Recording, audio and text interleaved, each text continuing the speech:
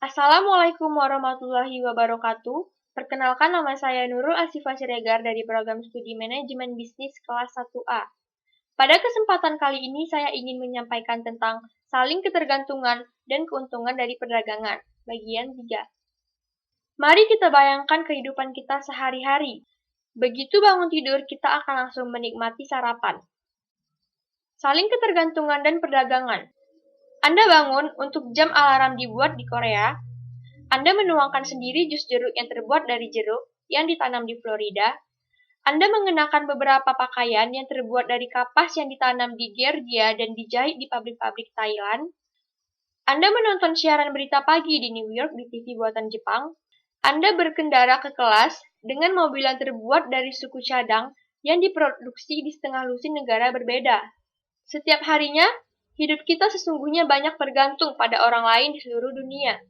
Dan kebanyakan kita tidak kenal untuk menyediakan barang dan jasa yang kita nikmati. Interdependensi atau saling ketergantungan dimungkinkan karena manusia satu mengadakan pertukaran atau perdagangan dengan manusia lainnya.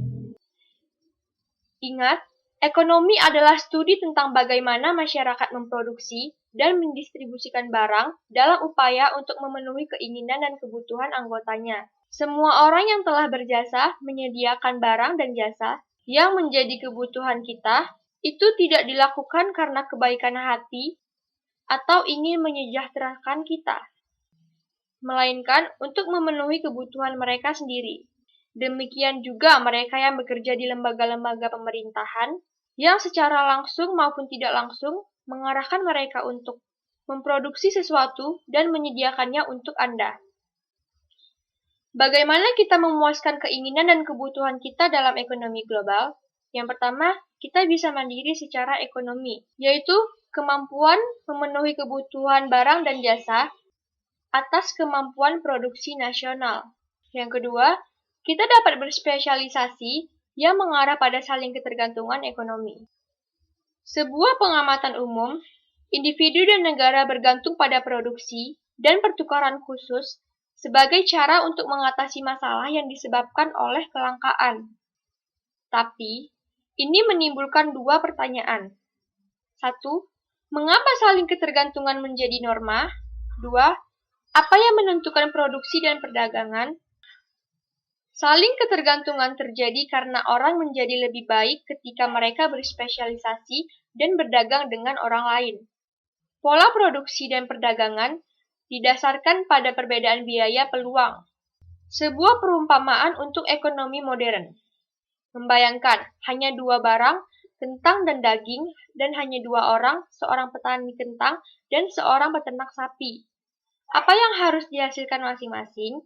Mengapa mereka harus berdagang? Peluang produksi petani dan peternak. Misalnya, petani dan peternak masing-masing bekerja selama 40 jam. Menghabiskan waktu selama itu digunakan untuk menanam kentang, beternak, atau digabung keduanya.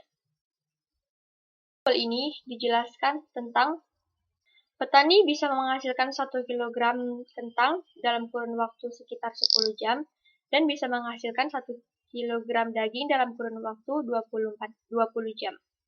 Sedangkan peternak di sini lebih produktif, bisa menghasilkan 1 kg kentang dalam kurun waktu 8 jam dan bisa menghasilkan daging 1 kg dalam kurun waktu 1 jam.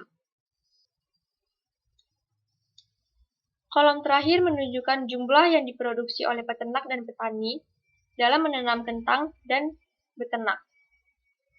Dalam satu skenario, peternak dan petani memilih untuk tidak berhubungan satu sama lain.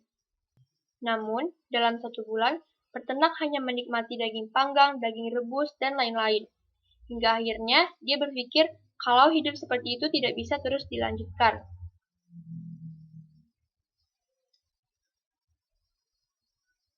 Sedangkan petani yang hanya makan kentang bakar, kentang goreng juga berpikiran yang sama.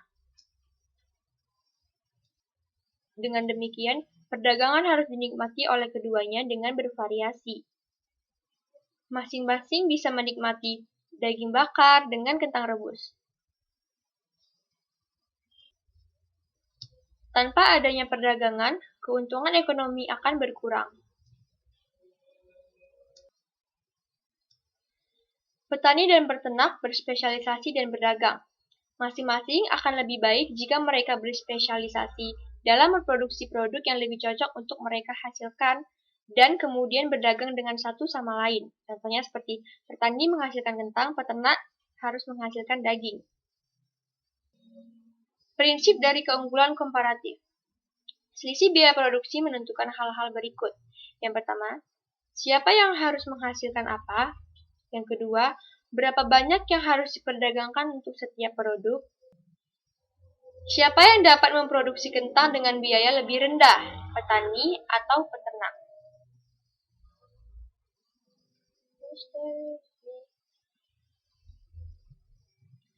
Perbedaan biaya produksi. Dua cara untuk mengukur perbedaan biaya produksi. Yang pertama, jumlah jam yang dibutuhkan untuk menghasilkan satu unit output, misalnya 1 pon kentang. Dan yang kedua, NS kemungkinan biaya mengorbankan satu kebaikan untuk kebaikan lainnya. Keunggulan mutlak. Menggambarkan produktivitas satu orang, perusahaan, atau bangsa dibandingkan dengan yang lain. Produsen yang membutuhkan input dalam jumlah yang lebih sedikit untuk menghasilkan suatu barang dikatakan memiliki keunggulan mutlak dalam menghasilkan yang baik. Keunggulan komparatif. Membandingkan produsen barang menurut mereka kemungkinan biaya. Produsen yang memiliki biaya peluang lebih kecil untuk memproduksi suatu barang dikatakan memiliki keunggulan komparatif dalam menghasilkan yang baik. Dalam spesialisasi dua perdagangan ini menimbulkan dua pertanyaan. Siapa yang memiliki keunggulan absolut, petani atau peternak? Siapa yang memiliki keunggulan komparatif, petani atau peternak? Keuntungan mutlak. Peternak hanya membutuhkan 8 jam untuk menghasilkan 1 kg kentang, sedangkan petani membutuhkan 10 jam. Peternak hanya membutuhkan 1 jam untuk menghasilkan 1 kg daging, sedangkan petani membutuhkan 20 jam. Maka, peternak memiliki keunggulan absolut dalam produksi daging dan kentang.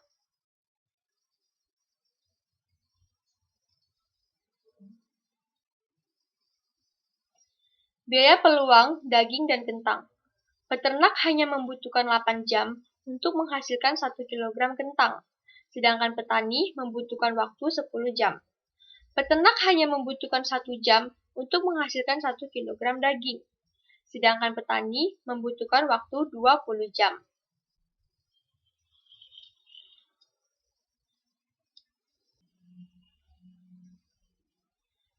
Keunggulan komparatif.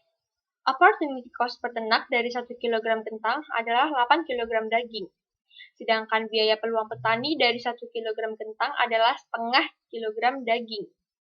Biaya peluang peternak 1 pon daging hanya 1/8 kentang, sedangkan biaya peluang petani 1 kg daging adalah 2 kg kentang.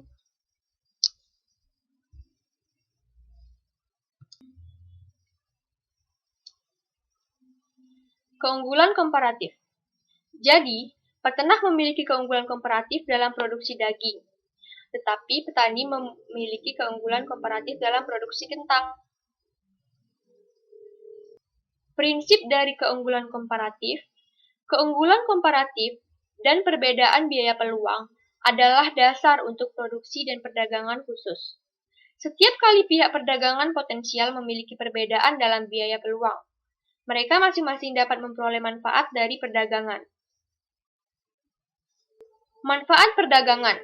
Perdagangan dapat menguntungkan semua orang dalam suatu masyarakat karena memungkinkan orang untuk berspesialisasi dalam kegiatan di mana mereka memiliki keunggulan komparatif. Adam Smith dan Trade.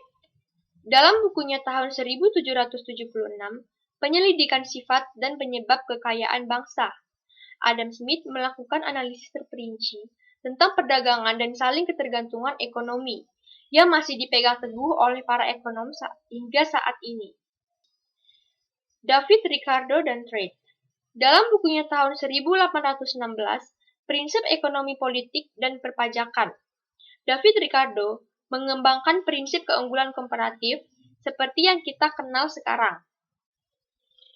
Nah, jadi ringkasan yang kita dapatkan, yang pertama, saling ketergantungan dan perdagangan memungkinkan orang untuk menikmati jumlah variasi barang dan jasa yang lebih banyak. Yang kedua, orang dapat memproduksi barang dengan jumlah input yang lebih kecil memiliki keunggulan absolut.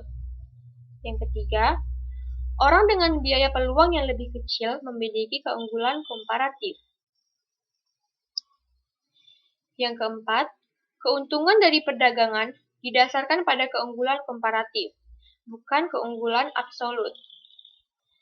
Dan yang kelima, keunggulan komparatif berlaku untuk negara dan juga orang.